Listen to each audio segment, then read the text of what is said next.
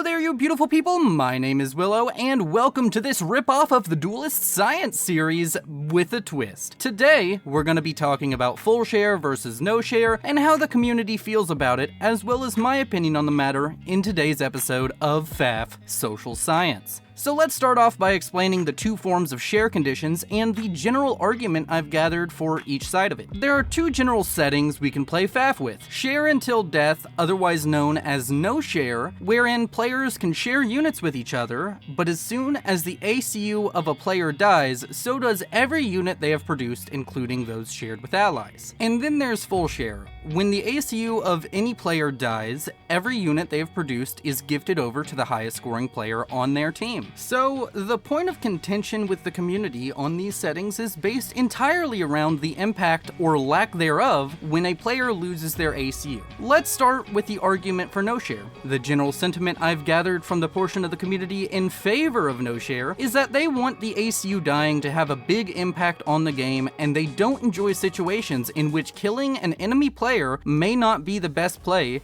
since their base will be transferred to the best player on the enemy team. This makes them feel like playing aggressively isn't rewarded and leads to a meta where playing greedy and focusing on eco is the only way to play the game. Moving on to the argument for full share, the general sentiment of this section of the community is that no share isn't balanced because the impact of a player dying is too high. On larger maps in particular, it makes strategies like T2 air snipes the best way to win a game, because if it's successful, it becomes next to impossible for the team with the dead player to retake the territory or keep up economically without the opposing team making huge mistakes. Another point of this argument is that if you want to win a game by sniping, you have to snipe all enemy comms, otherwise you actually have to fight your way through the armies and bases of each player to achieve victory instead of just focusing on killing ACUs. They argue that snipes are boring and not very fun to play on either side of the snipe. So, to try and get an overview of the state of the argument, I've gone ahead and made a couple of polls on YouTube asking the FAF player base their opinions. So let's look at the stats I've gathered, starting with the direct question first. I asked, which style of FAF game do you prefer, and the results after 214 votes were in favor of no share, with 53% voting for no share and 47% voting for full share, which means that the community is split nearly down the middle as to which style of game they prefer, with a slight edge given over to no share. Another question I asked via poll on YouTube was about the situations that people found more fun or interesting in typical games of FAF. This links back to the argument around snipes. The results here are interesting and are as follows. With 247 votes, large unit count battles led the poll with 53%, followed by both raids and standoff tech at 16%, with snipes at 11% and run-bys at 3%. This means that overall, snipes aren't that popular when compared to other common interactions. Quick disclaimer,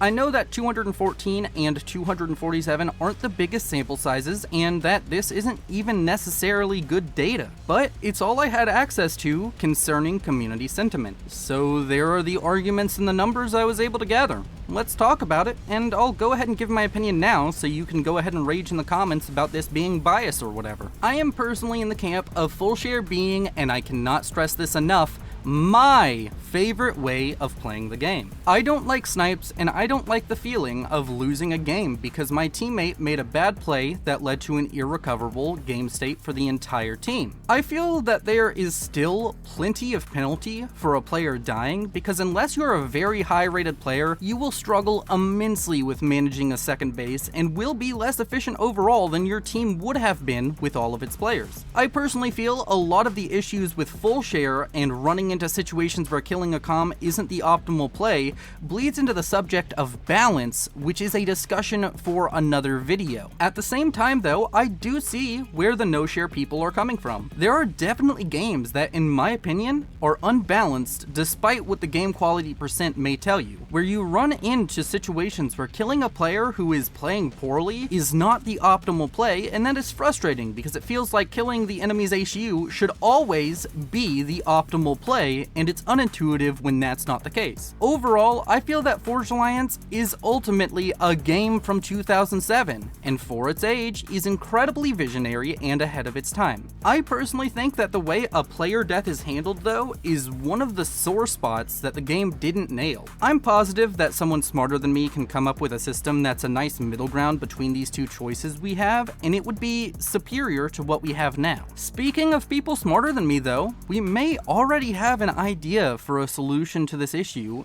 but it wouldn't be for FAF. No, this solution comes from the team working on Sanctuary. In case you haven't heard about it, Sanctuary is an upcoming simulated projectile RTS that is aiming to be a true spiritual successor to the Chris Taylor style of RTS that we have fallen in love with over the years. In Sanctuary, the commander dying is going to be handled a bit differently. They plan on implementing a system wherein commanders have death protection from the start of the game. One time per game, when a commander goes down to 0 HP, it won't die, but instead be put on a cooldown, unable to move or take commands for a period of time, while also being invulnerable. This means that snipes will be much less easy to pull off, as you'll have to snipe the commander twice, practically speaking, in order to actually kill off that player. I think that this has potential to be an awesome or horrible system, depending on how it turns out, but I'm glad to see that the future of the genre is still innovating and trying to find improvements not only to the technical operation of the game, but also the game mechanics. Enough about Sanctuary though, let's get back to FAF. So there's one last elephant in the room, and let's talk about it. Its name is Team Matchmaker. So 53% of the community, according to the poll I ran, enjoy no share more than full share. But that may not be correct, because as of June 2022, the no share Team Matchmaker has been removed from the FAF client. Why is that, you may ask? But the answer is simple. No one played it. In the last month of no share, June 2022, we had a grand total of 2 no share Team Matchmaker games played in 31 days, compared to full share, which had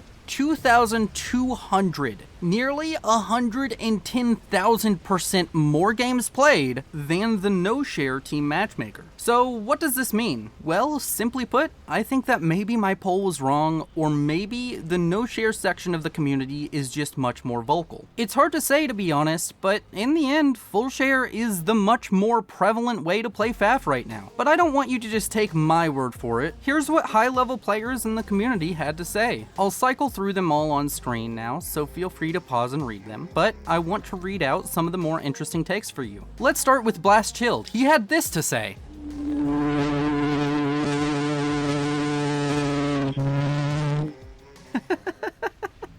Moving on to more serious responses, we can take a look at what Tex has to say, as he is the biggest proponent for no share I got. Depends. I like no share in theory, but there's a lot about full share I hate. No one likes playing a fun game and having a teammate die and that being the end of the match because the entire base goes kaboom. Conversely, no one likes having to let low-rated players gun ACUs live because to kill them gives the enemy 2,200 rated player another base to carry and win. I think no share is best in theory, as it encourages more aggro gameplay and makes the ACU kills meaningful.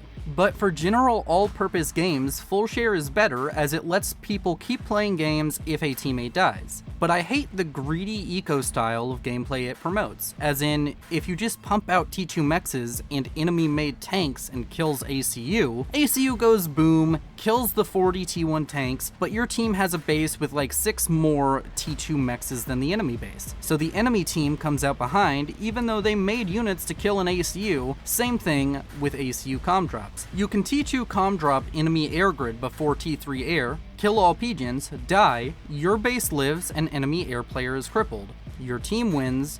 So TLDR, overall full share is fine for fun casual games, and the better player experience, but I personally think share until death is the best way a game should be played competitively. I asked Tex to clarify about competitive versus general purpose games, and he said he would like to see it tried with no share on competitive team games where we're talking about tournaments and such, but the adjustment period would be very large for that kind of change.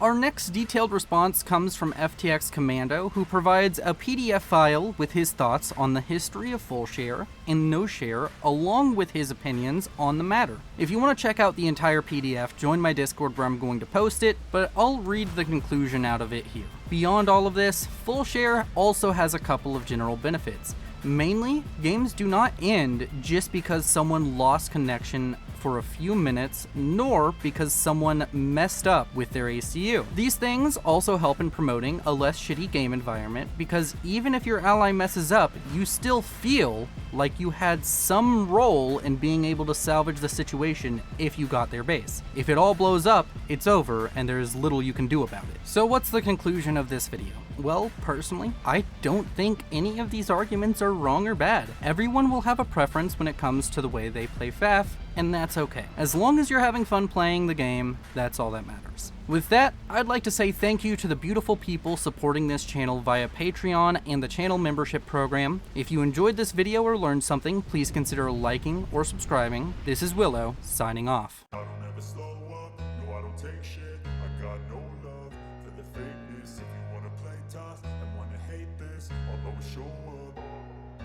I don't ever slow up, no I don't take shit. I got no love for the fakeness. If you wanna play tough and wanna hate this, I'll always show up and make a statement.